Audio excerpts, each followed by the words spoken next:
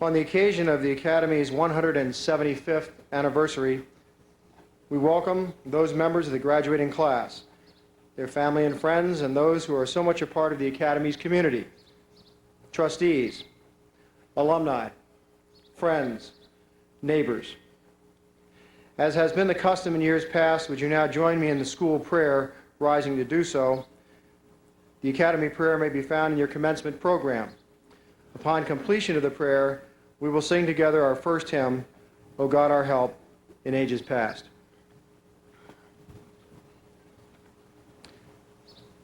Please do join with me.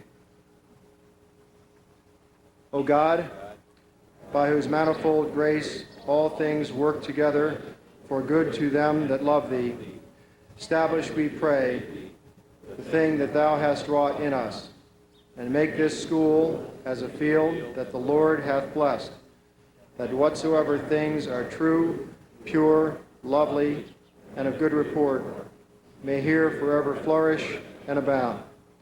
Preserve in it an unblemished name, enlarge it with a wider usefulness, and exalt it in the love and reverence of all its members as an instrument of thy glory.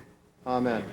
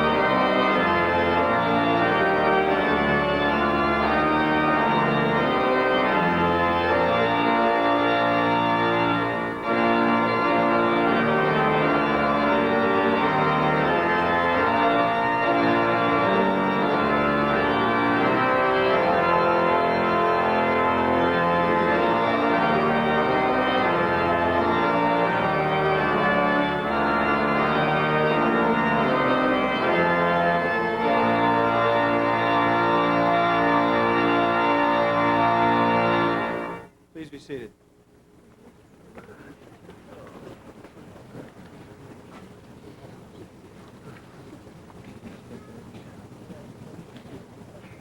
Our student speaker from the graduating class will attend the University of Pennsylvania next year. His prodigious work ethic is reflected in his reputation as a superb student. Recognized as a National Merit Scholar, he received straight fives on his advanced placement examinations. He was a critical member of our competitive academic efforts with our Junior Engineering Technological Society, as well as our record-setting group in history. Yet this is far more than a one-dimensional young man.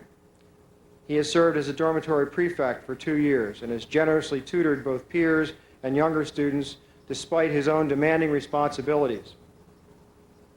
He's both well-liked and much respected by the faculty and fellow students. It was the latter group, in fact, the fellow students, that voted to have him represent the class this afternoon. I welcome Rajiv Krishnaru to the podium today.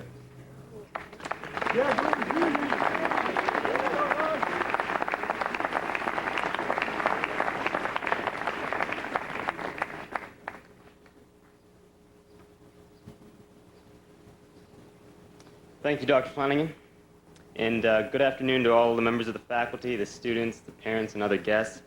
It is an honor to be able to speak to all of you today on behalf of the class of 2001, currently the upper sixth form, and I hope to do a respectable job of representing my peers who have given me this opportunity today. As a matter of tradition, the archetypal commencement speech must address certain issues, and to a certain degree at least, I plan to conform. Nevertheless, I will try my best to keep the cliché count to a minimum, and for that reason will leave off mentioning any light at the end of the tunnel analogies or references to time flying.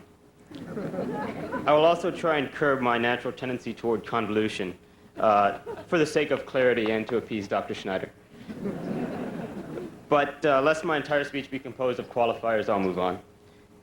So today marks the end of the first phase of our formal education, and for each of us seniors, the meaning herein differs.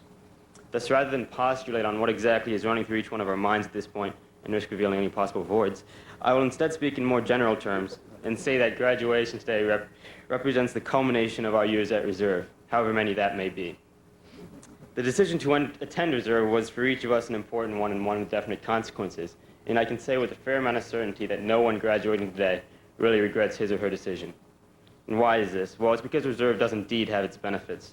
You get used to the advantages of the academic curriculum and the general opportunities to learn presented here. And these generally outweigh whatever sacrifices one may have to make along the way.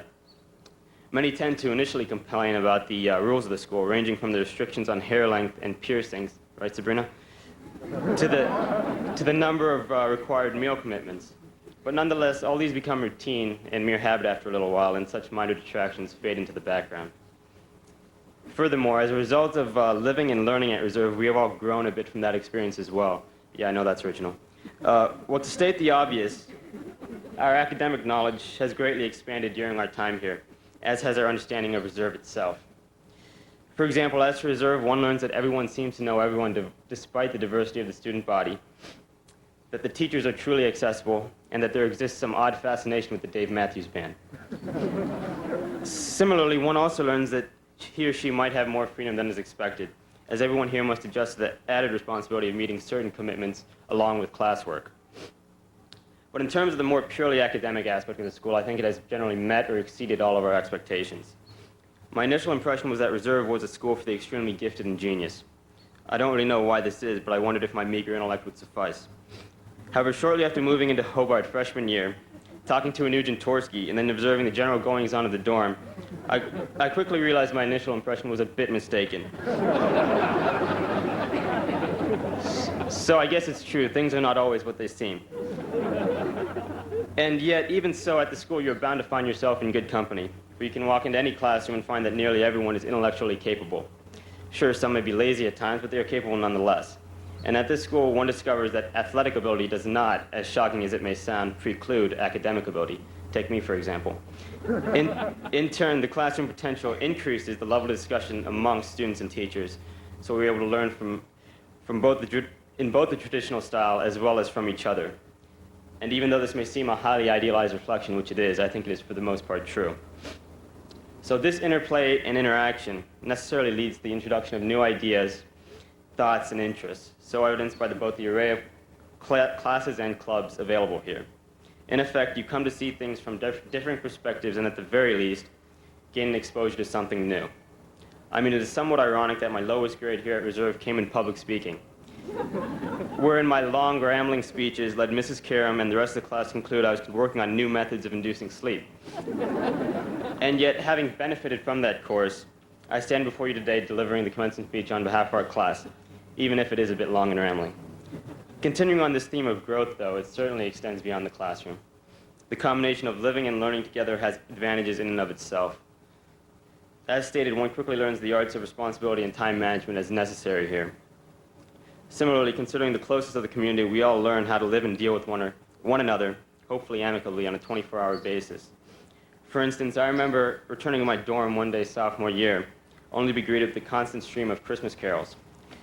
Well, I have nothing specifically against Christmas carols, but there are 3 problems with this as I saw it. 1, my roommate began playing them in early November. 2, they remained on continuous rotation until Christmas break. And 3, my roommate, John Whittlesey, tended to sing along. In fact, he always sang along. But this is, of course, part of living at reserve, adjusting to those around you and developing friendships with and tolerance of others, strange as they may be. Adapting to the musical preferences of your roommate is just one example. Well, before I get any more tangential, I want to make sure to mention what is by far the most crucial element to Western Reserve Academy, and that is, of course, the teaching. Whether learning about plant physiology with Mrs. Brake, or progressivism with Mr. Bunting, or attending Mr. Ong's comedy hour, sometimes called AP Economics, it is clear that the teachers here are not indifferent to our education. As such, teachers exemplify the ideal Darwin sets forth in stating, quote, "Doing what little one can to increase the general stock of knowledge is as respectable an object of life as one can in any likelihood pursue." Well, that's complicated. The teachers here have cast aside typical capitalistic inclinations in favor of investment in all of us, in our futures, and in our knowledge. Nothing is nobler than dedication to the advancement of intelligence, and fortunately for us all, our teachers have made this their focus. Thus, our teachers are due a great amount of thanks from each one of the graduating seniors, as they have proven friendly, accessible, and knowledgeable throughout our stay here. So after years of assimilating information from various academic disciplines, today our graduation from Western Reserve Academy would seem a major accomplishment. But as was so oft repeated in my STEM class, that all depends on how you define the word, in this case, accomplishment. Will you have, over the course of your reserve career, placed an emphasis on the athletic side of things and collected a number of varsity letters, or if you've been like me and have opted for conditioning at every available opportunity? I'm pretty sure that all of us have made the realization either way as to the importance of learning. This can be deemed one accomplishment. Likewise, we have mastered how to take tests, how to memorize facts, and how to work more efficiently. But simply stated, our time here has been mainly focused upon the pure accumulation of knowledge. However, knowledge for only its own sake is of questionable value. As Dostoevsky writes in Crime and Punishment, quote, "Individuals can be divided, according to the laws of nature, into 2 categories. The inferior one of vulgar men, which is only useful in the procreation of the species, and the higher one made of individuals who possess the gift and the intelligence to say something new. The first category is the true dominator. The second is the future dominator. The first conserves the world and multiplies it mathematically. The second moves it and leads it to its ends." So inherent in the idea of true intelligence is the capacity for progress. Even though pure knowledge is a necessary foundation for any academic development, it is rather the presence of curiosity that determines its worth. For curiosity sustains academic interest, and this thus leads to both further inquiry and the practical effects of knowledge. As Goethe notes, knowing is not enough, we must apply. Willing is not enough, we must do. And similarly, that thinking is easy, acting is difficult, and to put one's thoughts into action is the most difficult thing in the world. For one's supposed intellect to be useful, it must be a stimulant of positive change, whether it be scientific, societal, or humanistic. So in speaking of our graduation as an accomplishment, we must remember that it is only so in a limited sense. However, this does not belittle what we have achieved during our years here. And I concede that today is a truly important milestone in the grand scheme of our learning. To employ the litotes that Dr. Flanagan has a certain penchant for, it would not be untrue to say that this day of no little import will have no small bearing on our futures. And for the according significance of this day, the celebratory mood that surrounds it is not unwarranted. But we must remember to maintain a bit of Horatian perspective, and aequam memento servare mentem, remember to keep a fair mind. In heading off to college, each of us gets a bit of a fresh start in terms of the educational paths we can choose. Based on both the academic challenges and the interests developed here at Reserve, many of us already have some direction as to our future study. And as we, in the words of Bowie, turn and face the strange changes, we are definitely prepared in more than an academic sense for not only college, but to eventually assume the role of Dostoevsky's future dominators. So in looking towards the future, we should be proud of what we have accomplished thus far and learned thus far, while we strive to effectively demonstrate such learning. So to end, Our graduation today bears with it both a definite acknowledgement of past achievement, and probably even more so, the sense of future purpose. Thank you very much, and congratulations to the class of 2001.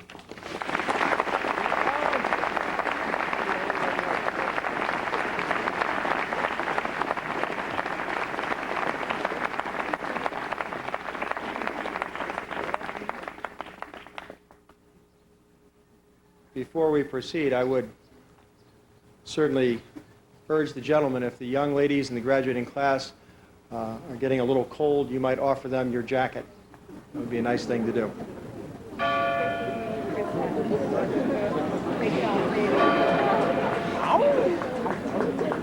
It's obviously a request from on high.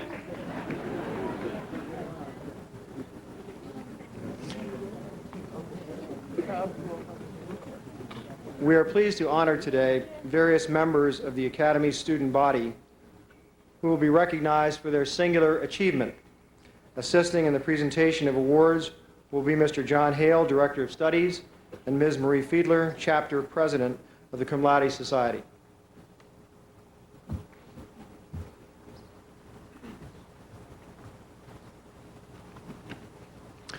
As part of the senior seminar course taken by all 12th graders, students undertake a major research project each winter, which culminates in the writing of a paper of considerable scope. The topic is of the student's own choosing, and the research methods and documentation required anticipate those which will be expected of them in college. Each year, we honor those students who earn our highest grade of 7 on their senior SEM papers by announcing their names and the subjects of their SEM papers at commencement. In addition, the Senior SEM department has these papers bound and kept on permanent file in the Ong Library. From the class of 2001, we have 3 such papers. First, Ariel Fox, whose paper was entitled Breadwinners, Babies, and Biology: What's Best for Men? The second, by Rajiv Krishnarao, The Economics of Nanotechnology. And finally, Christy New, Private Scars: Education as a Way of Eradicating Female Genital Mutilation. Congratulations.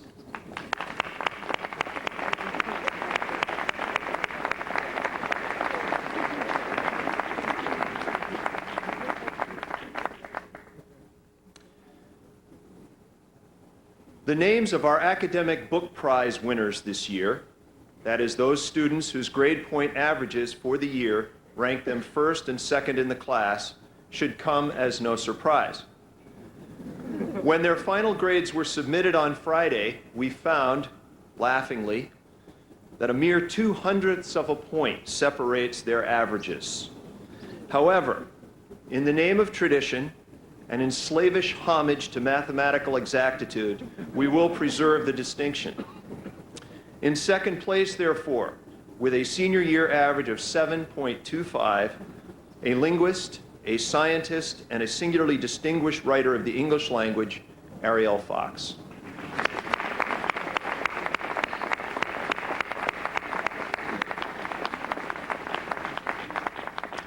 And in first place, with a senior year average of 7.27, is none other than our speaker this morning, an academic star of the first magnitude in all disciplines, Rajiv Krishnarao.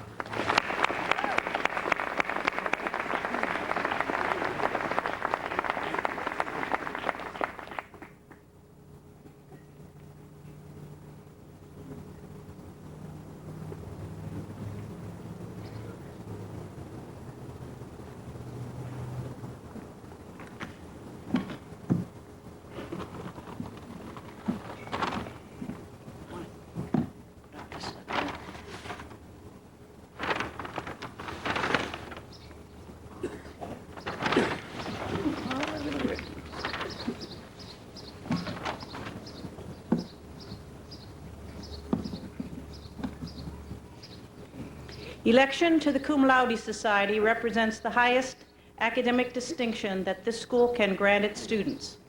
The society was founded to provide at the high school level a means of encouraging and recognizing scholarship. Its motto consists of 3 words: arete, dike, and time, These words can be literally translated as excellence, justice, and honor. They were chosen to convey the idea that the members of the society are concerned with more than the mere desire to achieve the highest grades possible, that they also have demonstrated a serious interest for the subjects they are studying and a real curiosity about all areas of learning. According to the Constitution of the Society, a chapter is permitted to elect not more than 20% of the senior class. 10% can be elected during the course of the year, and the remaining 10% at commencement. It has been our custom to name a certain proportion of that 10% at the fall term award ceremony and again at the end of the winter term. Would the present members of the society please come forward and join me for the induction ceremony? They are Jessica Chung, Tony DeGotti, Ariel Fox, Matt Jong, Rajiv Krishnaro, Daniel Rodriguez, and Sabrina Singh.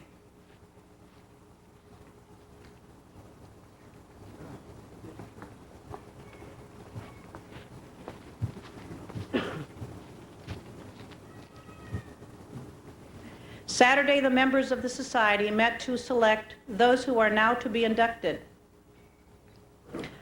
I will announce the newly elected members one by one.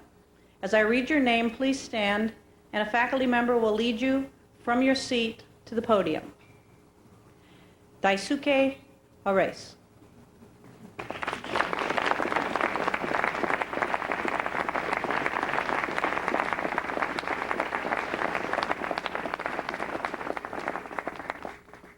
Fitz Beckwith Collins.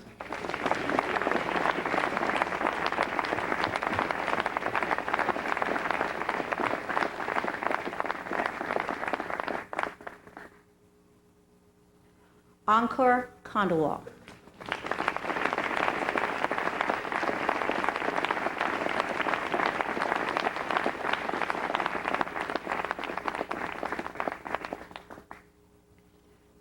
Jennifer Kim.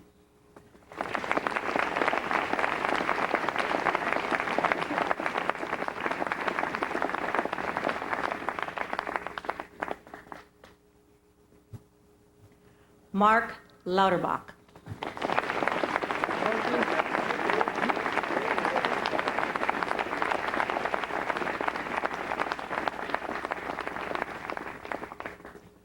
Christine New.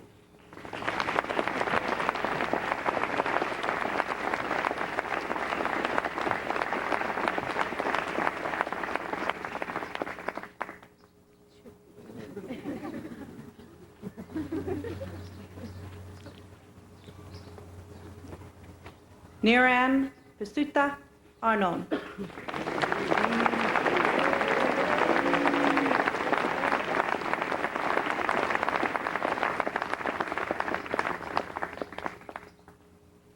Kate Tyler.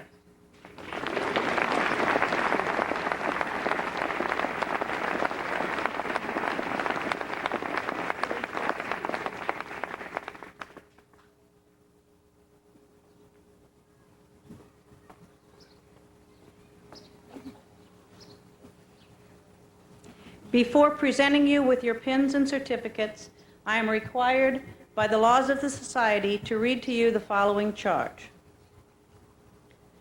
The distinguished record you have made at school has won for you membership in the Cum Laude Society. This society is a fellowship of scholars whose purpose is to recognize excellence in academic work. As you pursue your education, it is our hope that you will accept the honor of membership in this society as a responsibility to make some contribution to man's ongoing search for greater understanding of himself and of society. In testimony of your admission to the Cum Laude Society by the authority of the Society duly granted, I now present you with these pins and certificates.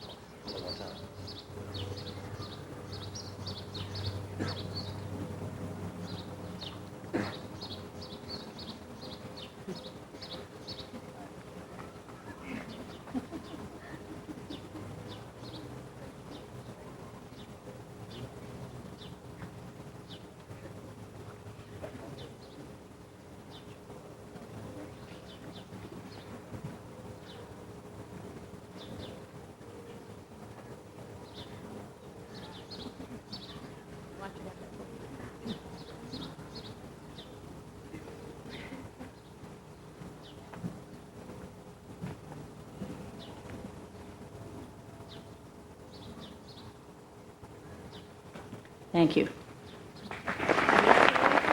Ariel and Rajiv, I'm sorry, when I announced the book prize winners, I failed to actually give them the book. So here's Rajiv.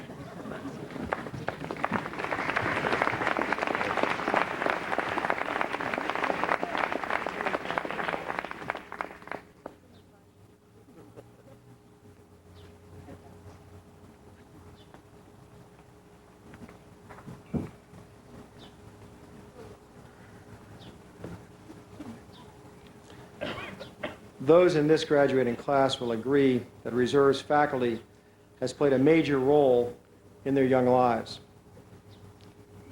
influencing our students, as Rajiv would have it, in no small way. The faculty at Reserve is dedicated on all fronts: academic, artistic, athletic, residential, social. We now turn to awards specifically focused upon faculty masters at Reserve. The J. Ward and Marion Keener Prize. The Keener Prize is given in honor of two individuals who were very much a part of the Academy during their lifetime. It is awarded to that member of the faculty who has served at least 1 year, but not more than 3 years, and recognizes that master's excellence in teaching and commitment to the quality of life and overall learning at this historic school. I'm pleased to announce that there are 2 recipients of the Keener Prize for 2001. And would they please come forward? Karen O'Toole, John E. Robinson.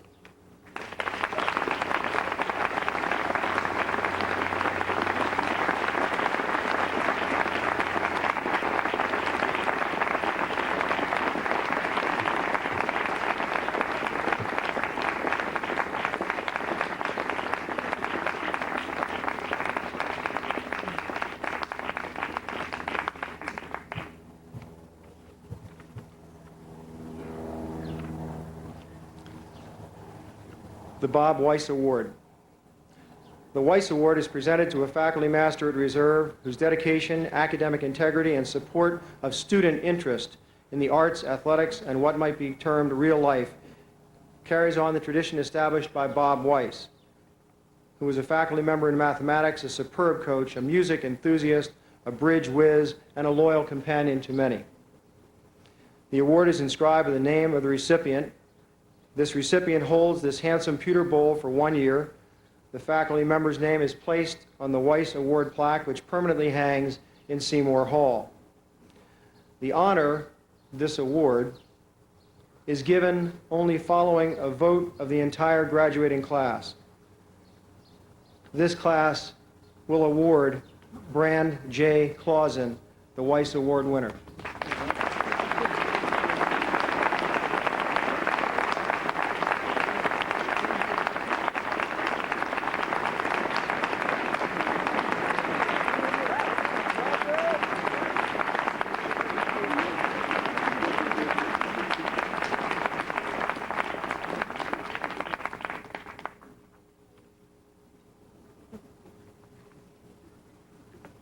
The awards presented hereafter have been a major part of this formal and singular ceremony for decades. Know that they are named for individuals who knew the meaning of sacrifice and dedication and duty. These people made good on their promise to serve Western Reserve Academy with the very fiber of their being, and in doing so, served generations of students. The Joel B. Hayden Award. This award is presented to the best all-around student in the junior class, considering scholarship, student activities, and leadership. With the advisor, Mr. Gerard Manoli, the Hayden Award goes to Thomas A. Van Buren. Yes.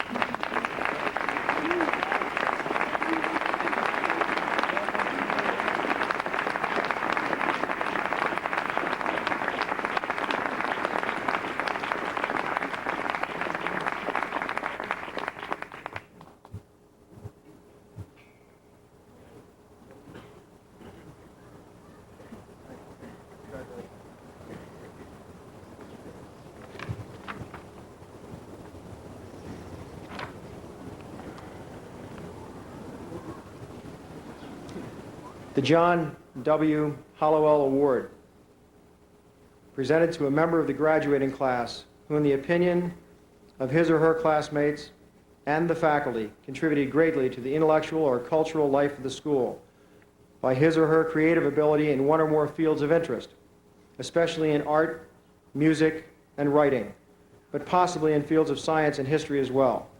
The Hollowell Award recognizes creativity, talent, and the development thereof. With the advisor, Mr. Patrick Smith, this year's recipient of the Hollowell Award, Jessica C. Smith.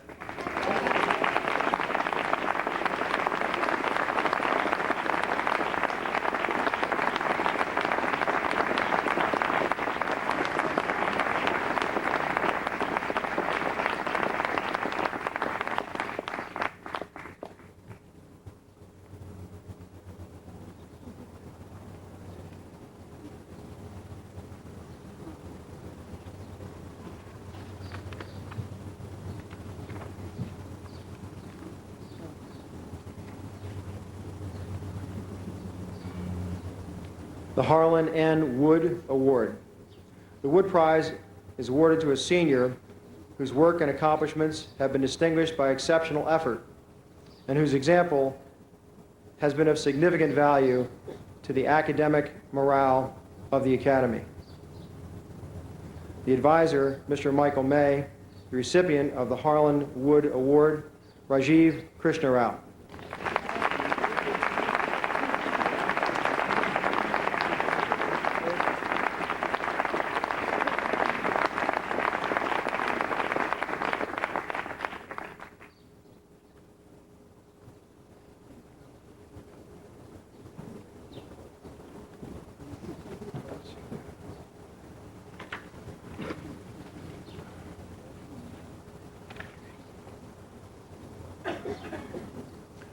The Robinson Prize is offered in the memory of the late R.H.M. Robinson, alumnus and long-standing member of the Board of Trustees.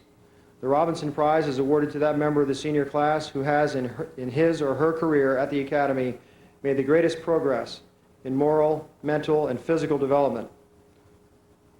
With the advisor, Mr. John Breaker, the recipient of the Robinson Prize for 2001, Singyeon Zoe Kang.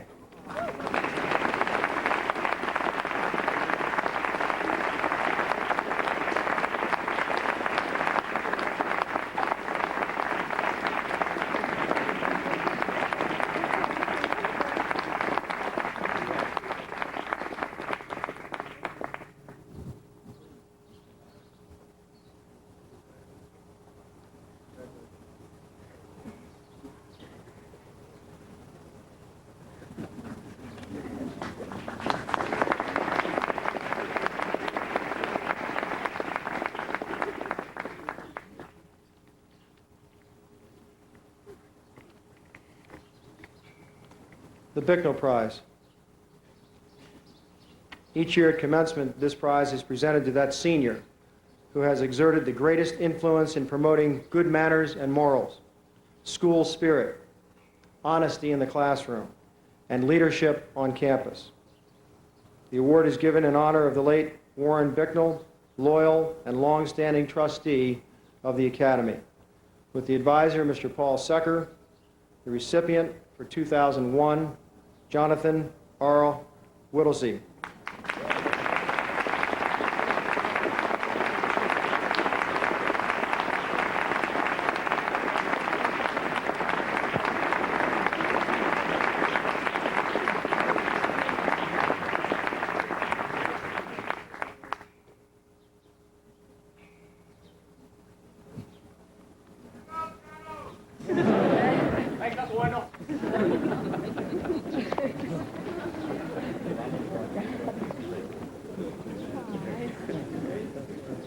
This truly is a family affair.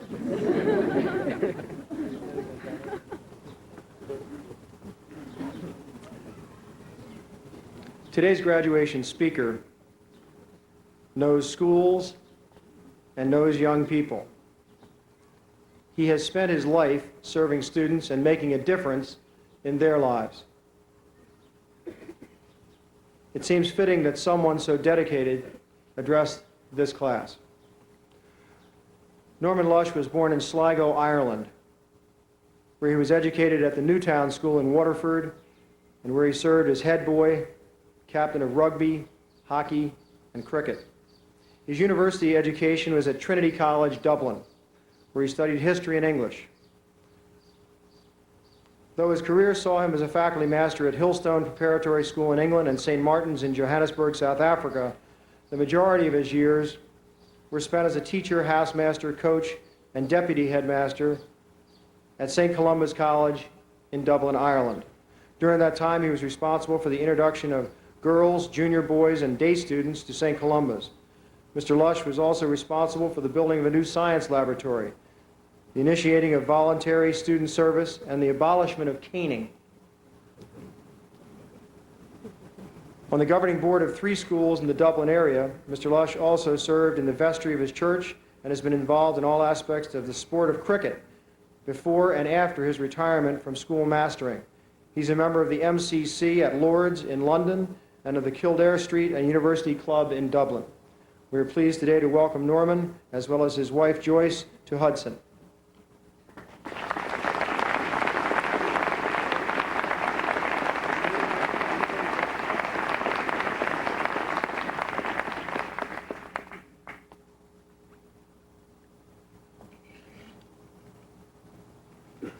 Dies Miriv, Arena Ursel, Ta an ahas aram vechen so henu. Húver naisa yahirat, húver il tapaiver, menula on illa ola telavira nane. Sani bonani, inji ya jabula, uguba lapa, nom schlangji. Mesdames et messieurs, il me fait très heureux d'être ici aujourd'hui. Ladies and gentlemen, good afternoon. It gives me great pleasure to be here with you today. You will be surprised by my opening greetings in 5 different languages, each saying the same thing. But as this is the season of Pentecost, a Jewish festival which takes place on the 50th day after the 2nd day of the Passover, and is also the Christian festival of Whitsuntide, 7 weeks after Easter. And you will know, of course, that Pentecost is the Greek for 50th. It seemed appropriate way to begin. We are told in the Bible, in the Acts of the Apostles, chapter 2, how when the day of Pentecost was fully come, Jesus' disciples were in Jerusalem, and there appeared unto them cloven tongues as of fire. And they began to speak with other tongues, and many visitors to Jerusalem from countries round the Mediterranean Sea were amazed to find the disciples, simple Galileans, speaking in their languages. So I have addressed you in my opening few words in Irish Gaelic, in Finnish, in the Bantu language of the Zulus in Natal, South Africa, in French, and finally in English. Those of you here familiar with any of those languages, please forgive my inadequate pronunciation. Last year, I was fortunate enough to be here with my wife for the commencement exercises on June the 4th. And on that day, Terry Anderson, visiting professor, Scripps School of Journalism, Ohio University, gave the commencement address, a most impressive dissertation. Terry, as you all know, was abducted by the Hezbollah terrorists and kept in captivity from 1985 to 1991. Of all the important things which he said here last year, I was particularly struck by one piece of advice which he gave to those graduating on that day, and it was this: don't consider yourselves educated. What you have been given are the tools to continue educating yourselves and improving your minds all through life. Education is a continuous process, and the pursuit of knowledge and understanding is a noble end. In the schools and colleges of some countries, the young are simply looked upon as receptacles for information, and learning by memory without understanding and passing examinations is the be-all and end-all of the education system. But you know from experience that understanding and seeing the meaning of a fundamental truth or element is of prime importance. And the ability to do research and to find out for yourself the meaning of many properties is more valuable and lasting than simply learning by rote. Last year when I was here, I was greatly impressed by the splendid library which was nearing completion. I am sure that it is a place where many of you have found great pleasure reading and expanding your understanding.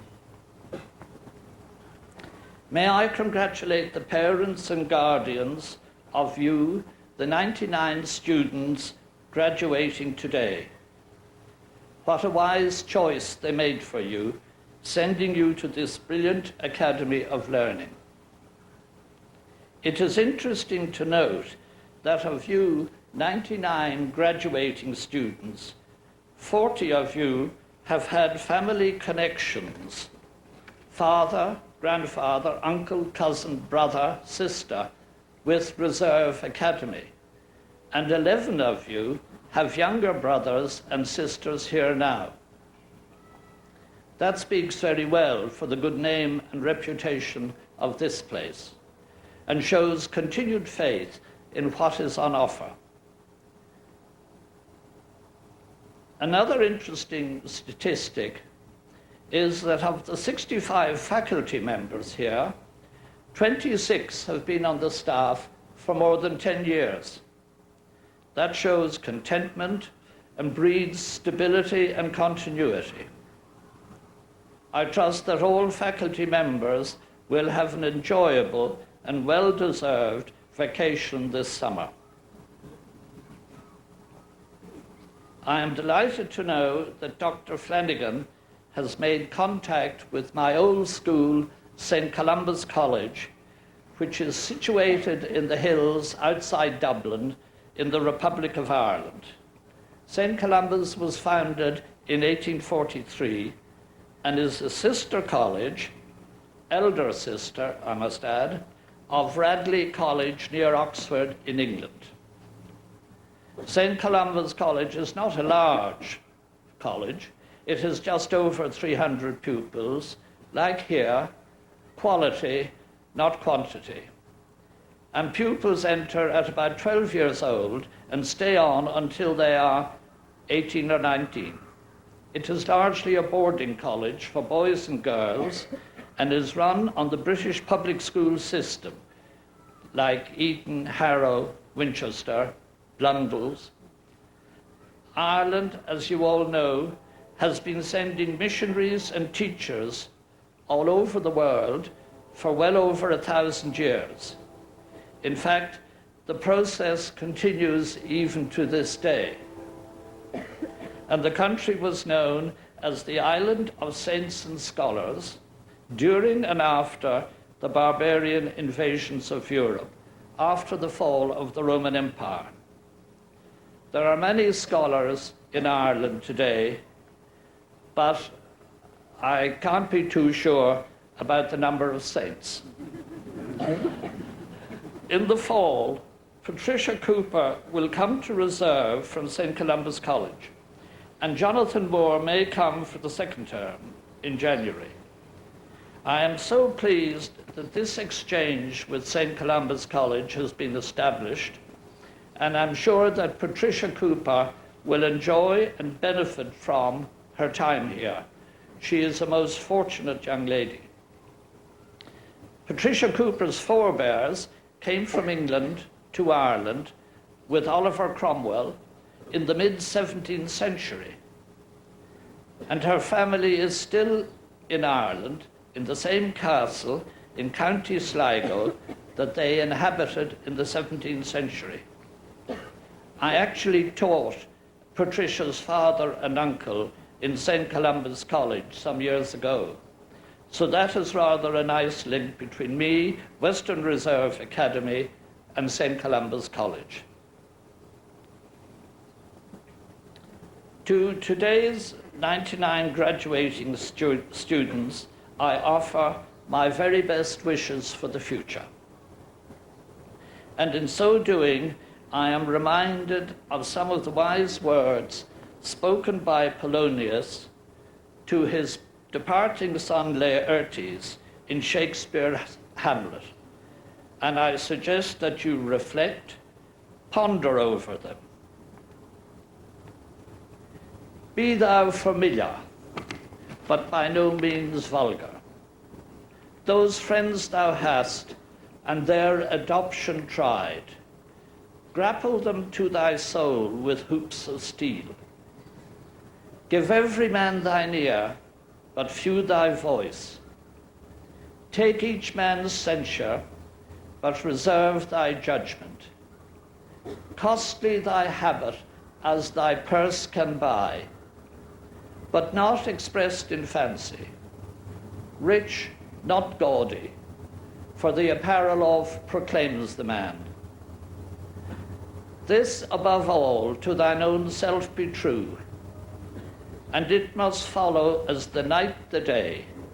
Thou canst not then be false to any man. I would also like to remind you of some other words written by William Shakespeare in the play As You Like It. All the world's a stage, and all the men and women merely players. That is the quotation, and I would suggest to you, about to be graduates, that you are on that stage, and you are some of the players thereon. Remember, this is not a dress rehearsal. It is the real thing. So, do your best, aim high, and be good and kind to those around you who are less fortunate and less blessed than you. I am very grateful to Dr. Flanagan for inviting me here today to address you. I am well aware of his and Mrs. Flanagan's total commitment to the welfare of this place and all who dwell therein. And may I congratulate you on the 175th birthday of Western Reserve Academy, which took place on April the 26th this year. To end, may I give you an old Irish blessing, which begins in Irish Gaelic with the words, Go nairi the Voharlat, but I will translate. May the road rise with you. May the wind be always at your back. May the sun shine warm upon your face. The rain fall softly upon your fields. And until we meet again, may God hold you in the hollow of his hand. Thank you all for listening so attentively.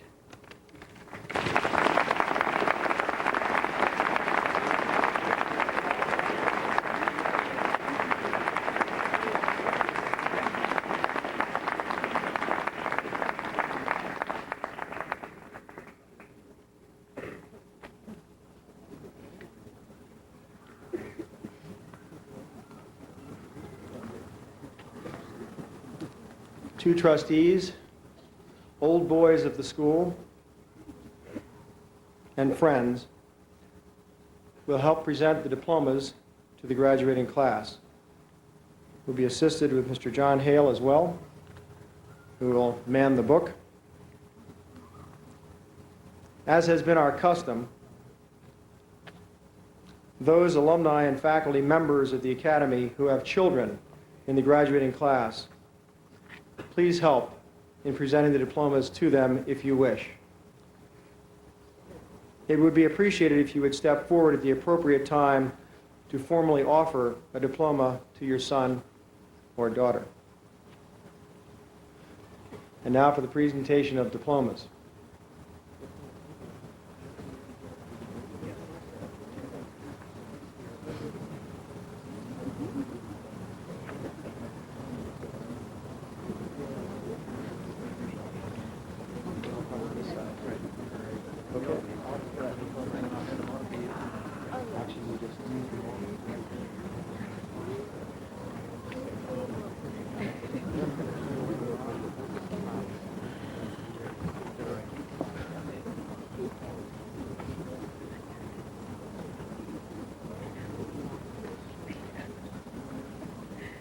In advance, I should mention, and this may be tempting fate just a little, but I would like to thank all of those that received my request yesterday during the Prize Day ceremony for their weather prayers. Thank you very much. I think it all helped collectively. Class of 2001. Brett Daniel Amici, Hudson, Ohio.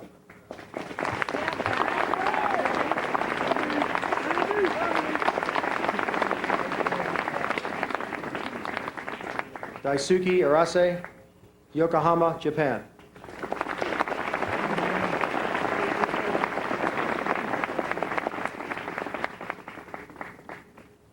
Joseph Salvatore Baglieri, Hudson, Ohio.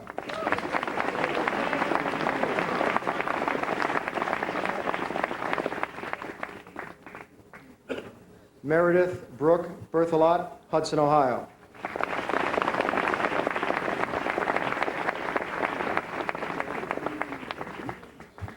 Jonathan Michael Bingaman, Hudson, Ohio.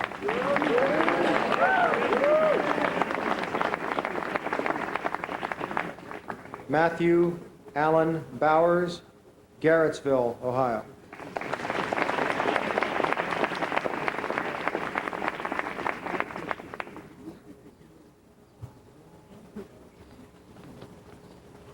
Taylor Timothy Brown, Saratoga Springs, New York.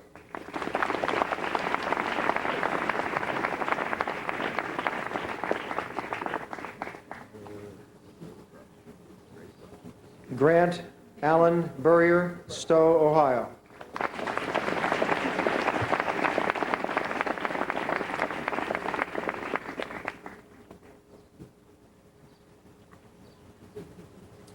Lauren Michael Carlson, Hudson, Ohio.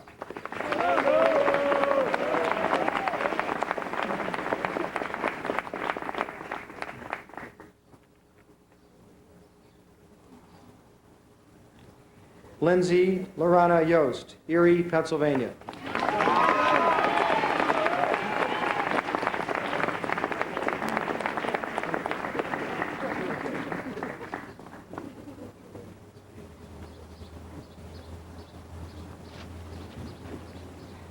Brian Edward Cecil, Solon, Ohio.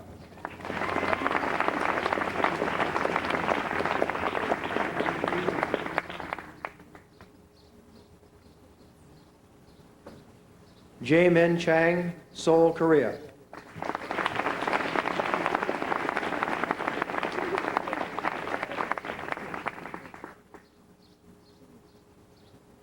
Jung-yoon Chang, Seoul, Korea.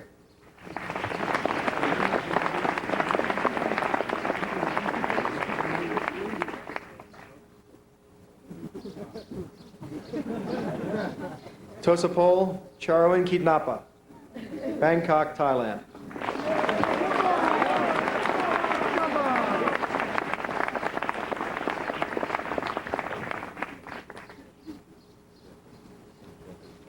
Sangwoo Cho, Seoul, Korea.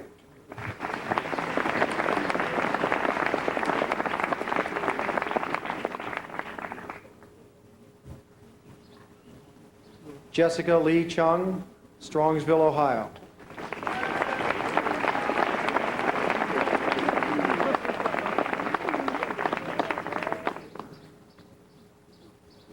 Fitz Beckwith Collins, Hudson, Ohio.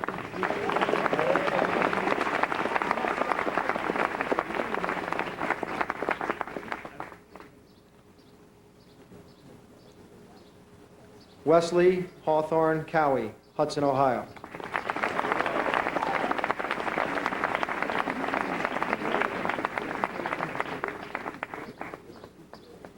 Ward Hudson Crane, Hudson, Ohio.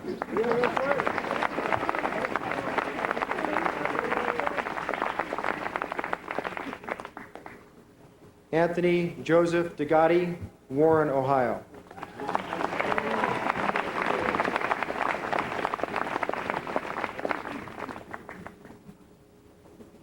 Nebyat Oklilu Demasi, Hudson, Ohio.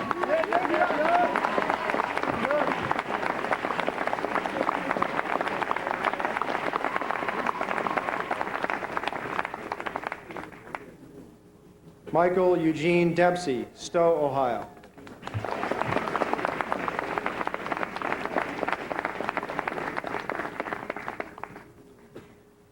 Patrick John Donahoe, East Lansing, Michigan.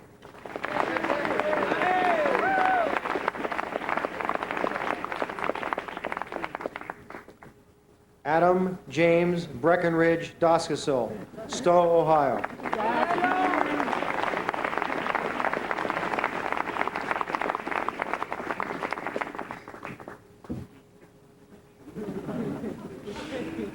David Daniel Dudick, Hudson, Ohio.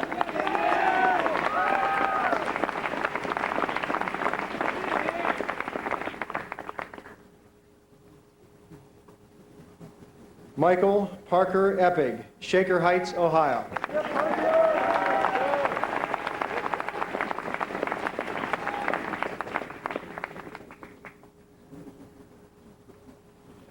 Andrew Akram Farag, Mansfield, Ohio.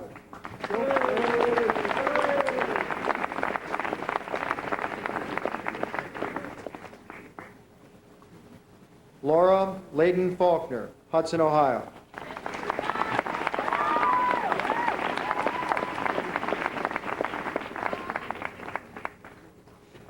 Ariel Marie Fox, Kent, Ohio.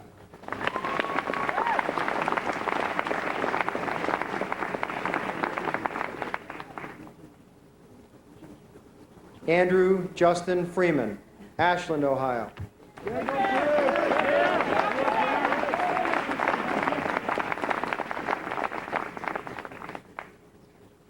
Lisa Eileen Friedman, Hunting Valley, Ohio.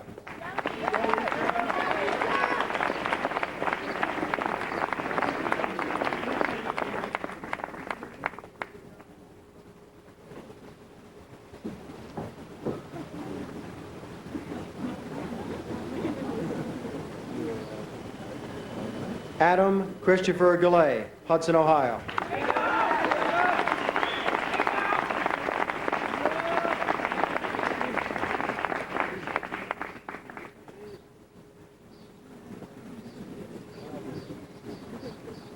Pamela R. Giller, Akron, Ohio.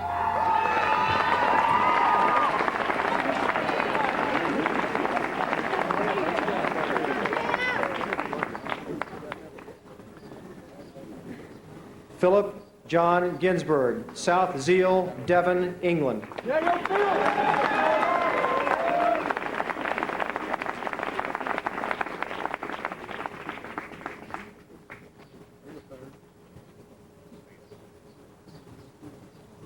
Anthony Robert Granata, Cuyahoga Falls, Ohio.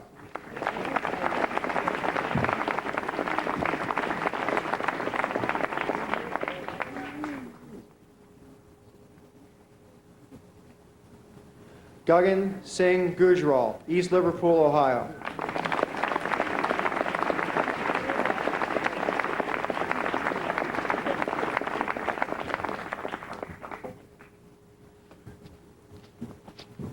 Daniel Sanborn Hamaker, Princeton, West Virginia.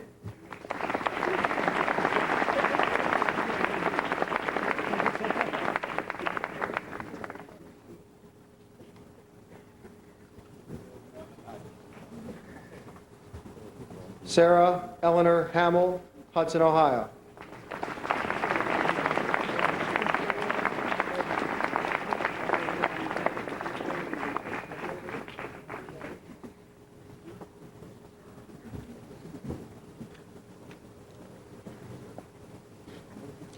Mohammed Mansour Haq, Fair Lawn, Ohio.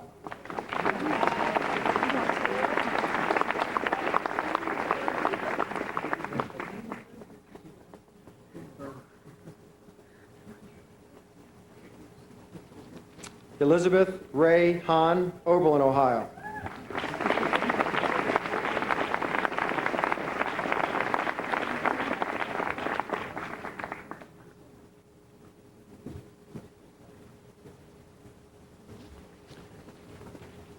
James A. Hopton, Corona, California.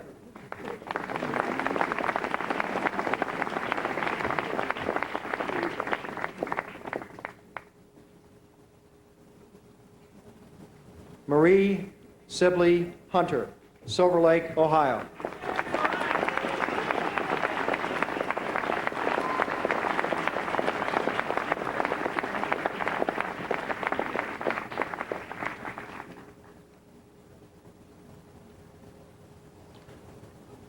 Joshua Tyrrell Jaffe, Pepper Pike, Ohio.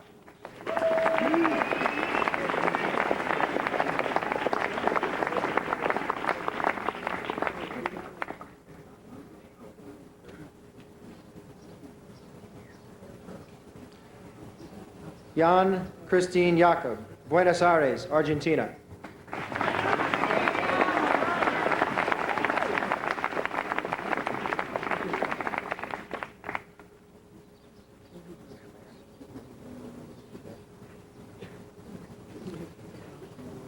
Matthew Chan-Yi Zhang, Canton, Ohio.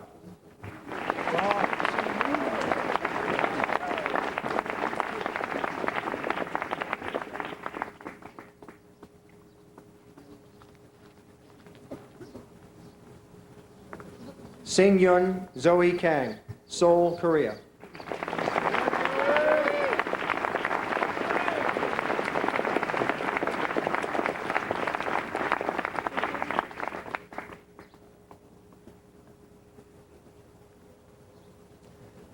Bilal Mustafa Khan, Dhahran, Saudi Arabia.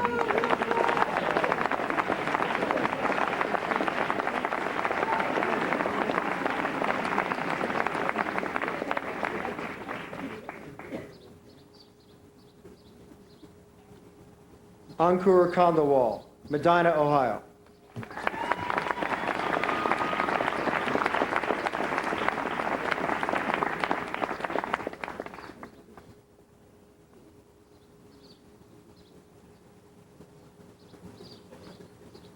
Jennifer Hee-Gyung Kim, Warren, Ohio.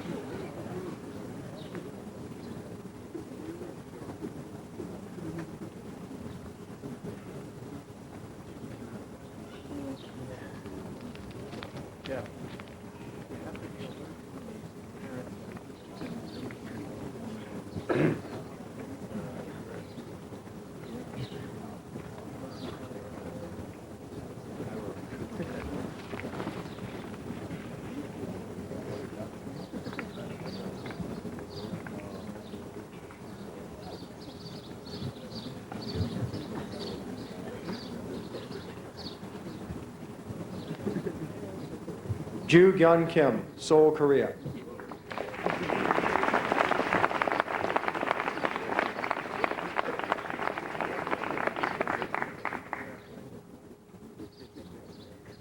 Krista Lynn Klatt, Pittsburgh, Pennsylvania.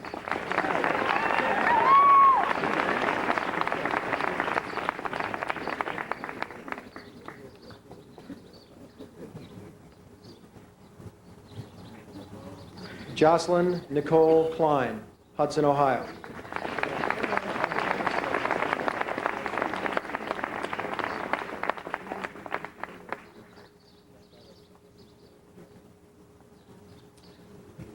Rajiv Krishnarao, Warren, Ohio.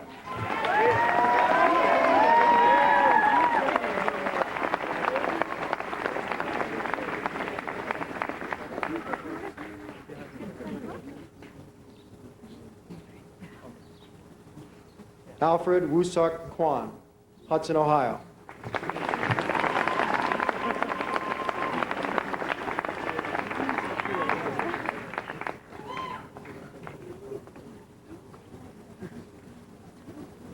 Amy O'Brien Lanning, Westwood, Massachusetts.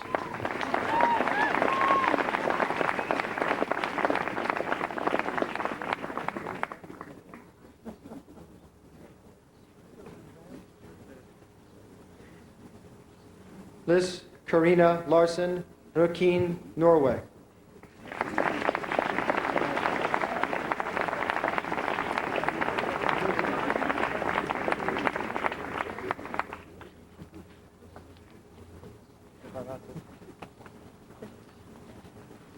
Mark Lewis Lauterbach, Arlington, Virginia.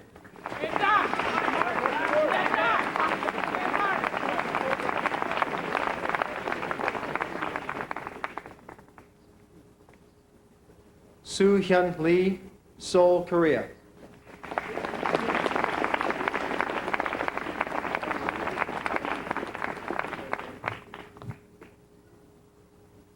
John David Sorgai, Hudson, Ohio.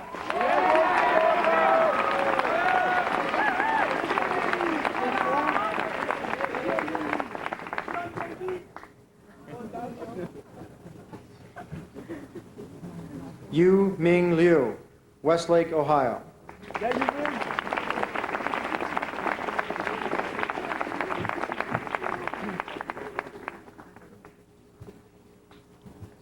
Tana Marie Longazelle, Euclid, Ohio.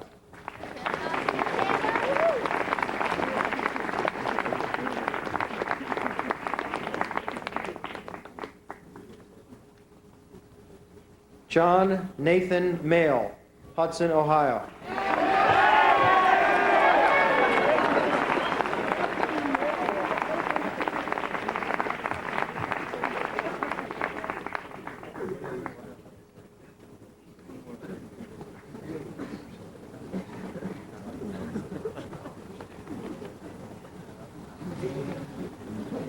Marcus Hay Mattingly, Montgomery, Texas.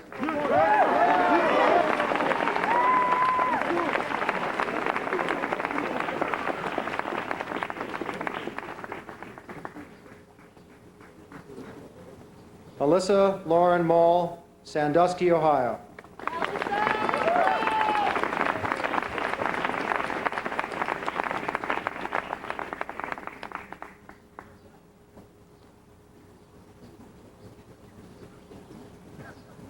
Christine Ann New, Hudson, Ohio.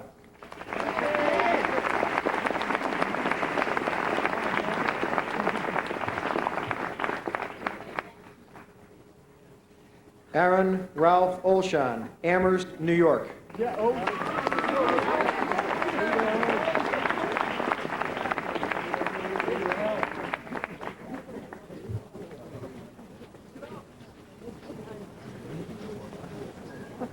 Sean Timothy O'Neill, Kensington, Maryland.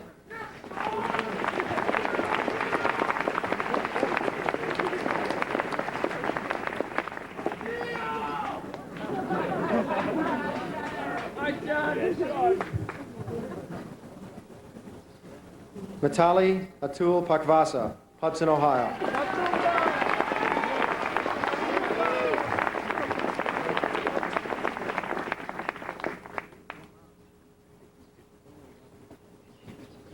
Unjun Park, Seoul, Korea.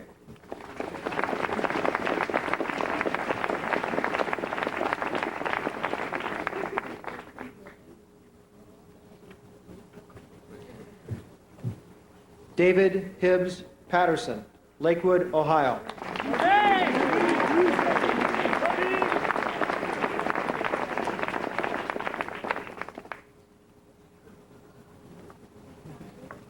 Megan Ashley Peterson, Jamestown, New York.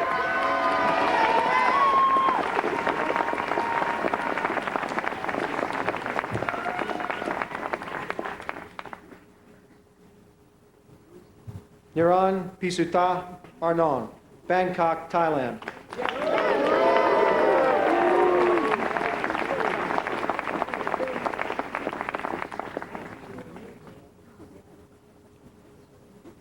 Gregory Taft Pompusius, Springfield, Ohio.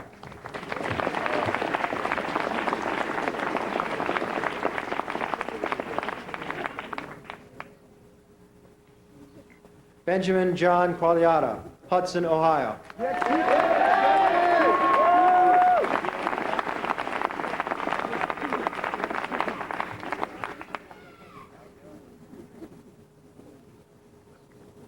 Avinash Ravi, Ashtabula, Ohio.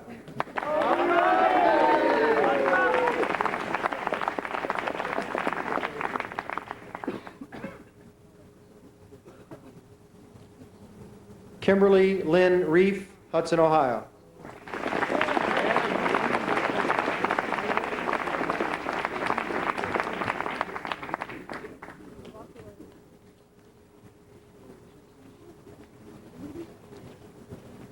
Daniel Luis Rodriguez, DeBarry, Florida.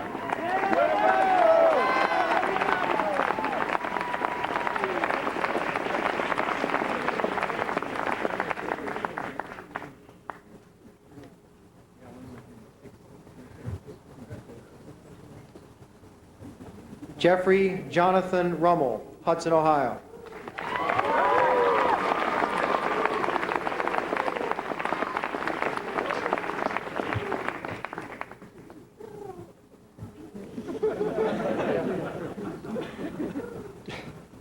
Jonah Drew Sage, Hudson, Ohio.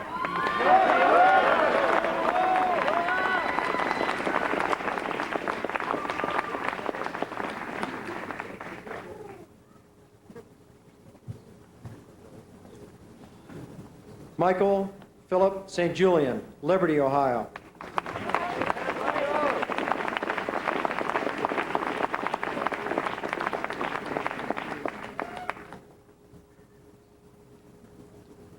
Sarah Elizabeth Sartorelli, Kent, Ohio.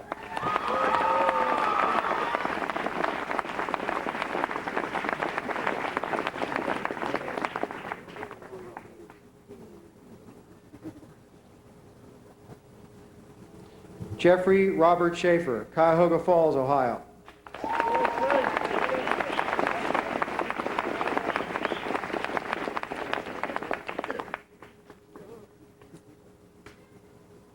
Joanna Elizabeth Syke, Hudson, Ohio.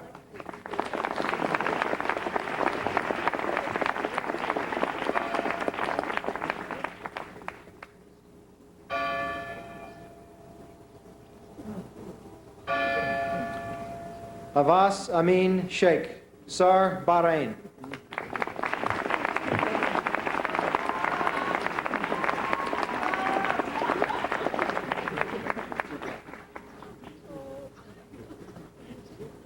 Sarah Katie Shalowitz, Stowe, Ohio.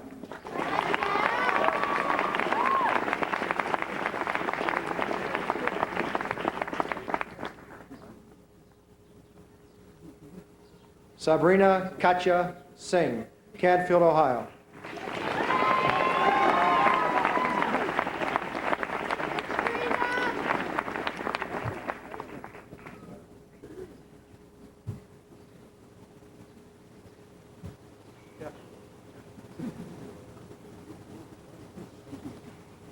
Jessica Christiana Smith, Hudson, Ohio.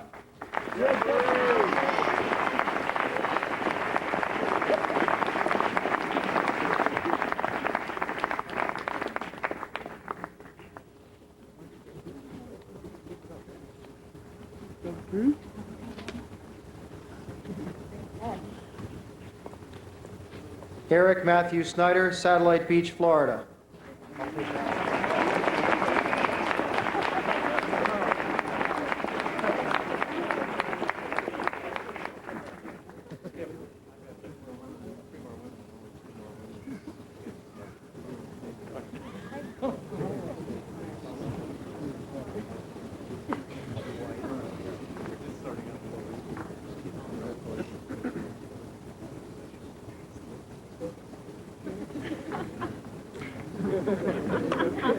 Stephen Eric Sorensen, Hudson, Ohio.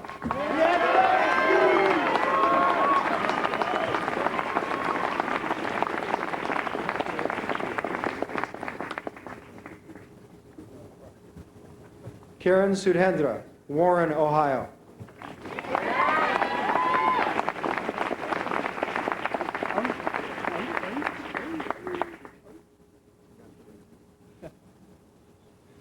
Francis Ryan Giles Sykes, Charleston, South Carolina.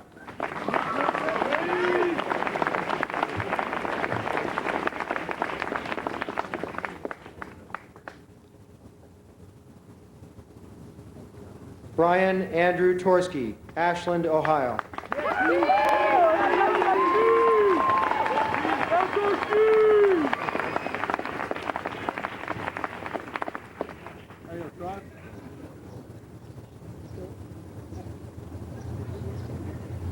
Catherine Mills Tyler, Newtonville, New York.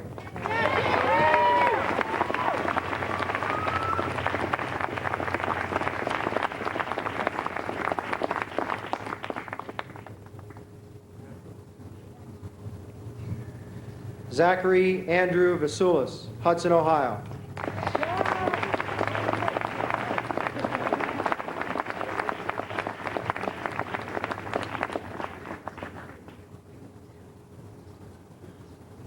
Susan Lynn Waters, Cortland, Ohio.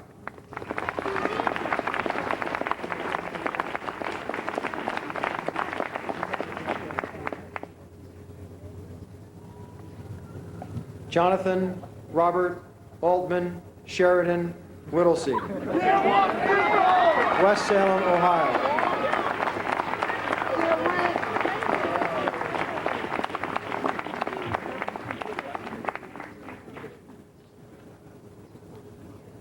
Joshua David Wild, Skaneateles, New York.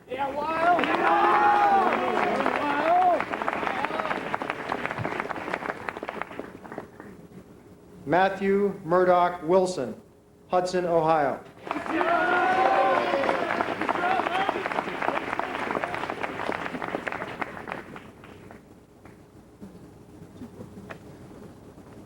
Ju Hyun Yu, Seoul, Korea.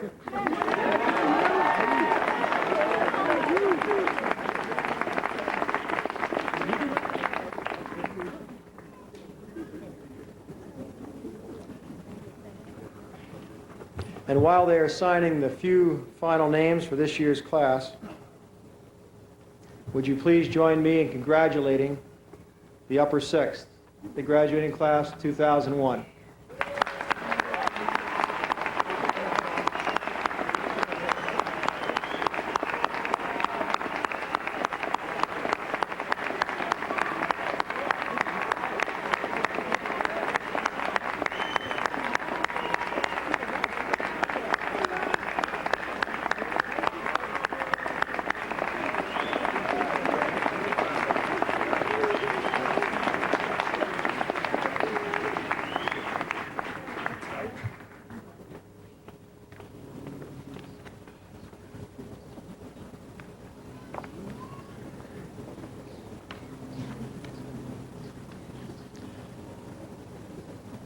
As has been my custom, and in the brief time which remains in these graduation proceedings, I wish to offer a few parting words to those young men and women before me, clad in green and white. This will be my last opportunity to share some thoughts with you. I would be remiss if I did not take these few moments to tell you how strongly all of us in the faculty feel about you.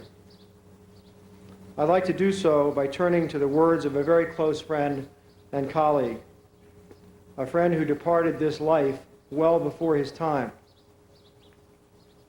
a friend from whom I've learned.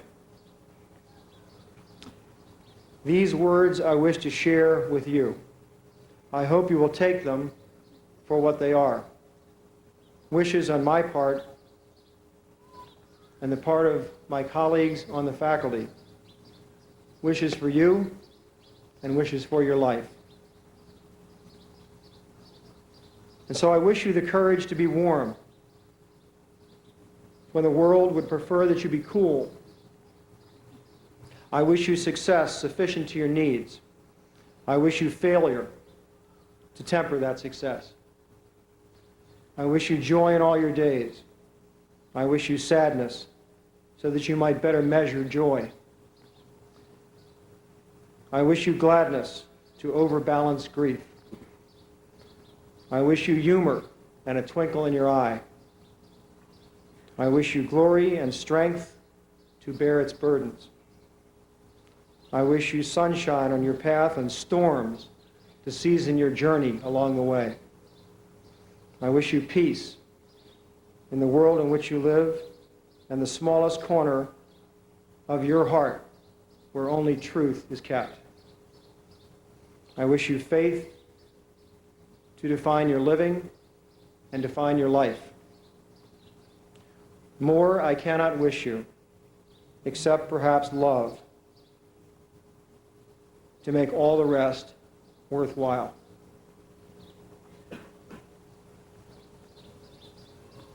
Would the gathered throng please stand and join with me in the singing of Now Thank We All Our God.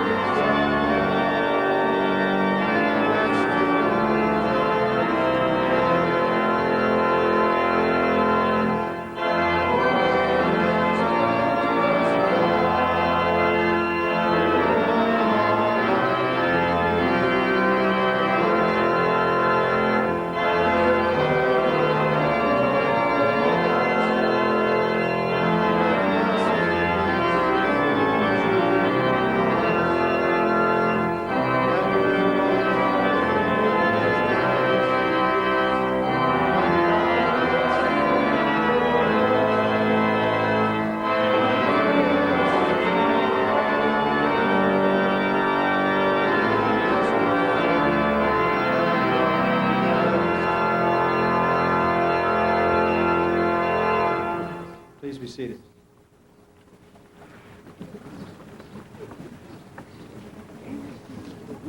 I would request that all of those in the audience remain seated following the benediction by Mr. Breaker until all of the graduating class and the full faculty and trustees have recessed.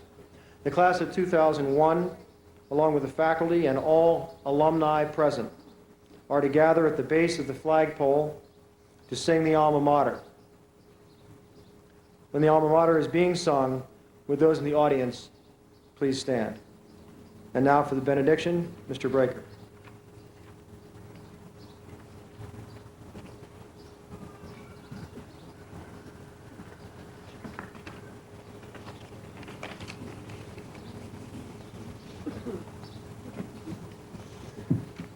Well, it's been some trip for us, hasn't it?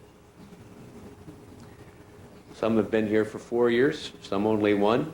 I can think of one who's lived most of his life here. And yet on that precious diploma you're holding in your hand, there are in fact the Latin words, alienus advenisti, abis proprius noster, which means you arrived belonging to someone else, you leave peculiarly one of us. And as we close this service, I think it is important to recall that for some sitting here, this trip, whose success we rightly celebrate today, has not always been a smooth one. In fact, it has been one marked by disappointments and failures, as well as by those signal accomplishments. I also want to remind you as you leave that oftentimes more is gained and learned from those failures, those instances when we did not meet our expectations or our goals. And so I would like to include in the benediction a poem I discovered many years ago in the parish church of St. Mary the Virgin in Rye, Sussex, England. It was written by one Ellen Wheeler Wilcox. It does, of course, have a Latin title, but the text is, never fear, in English. Nil desperandum, which means don't lose hope at all. Upon the wreckage of your yesterday, design the structure of your tomorrow. Lay strong cornerstones of purpose and prepare great blocks of wisdom cut from past despair.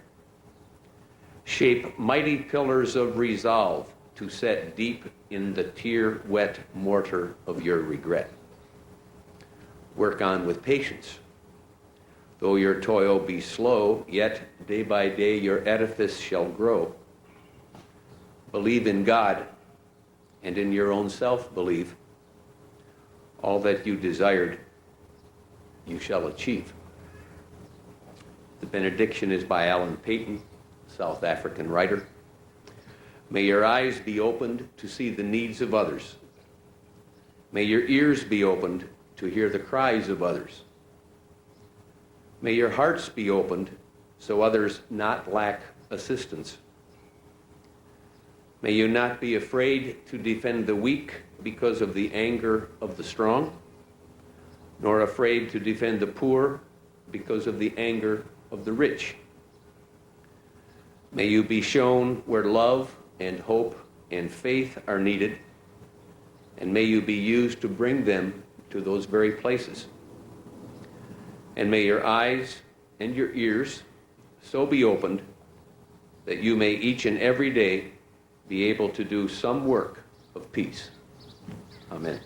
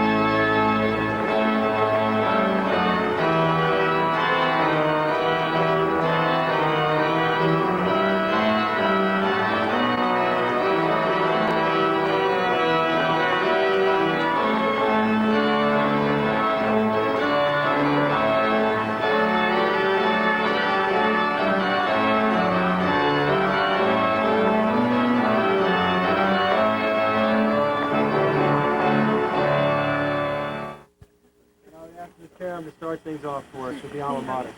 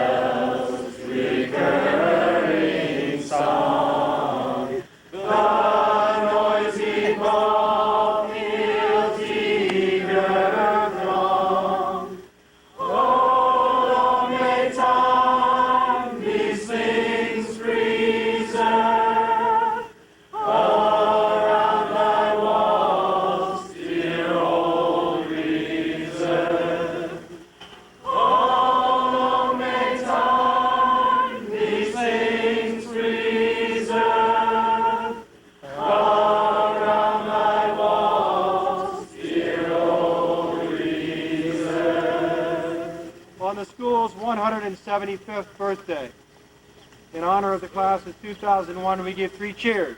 Hip, hip! Hooray! Hip, hip! Hooray! Hip, hip! Hooray! Congratulations!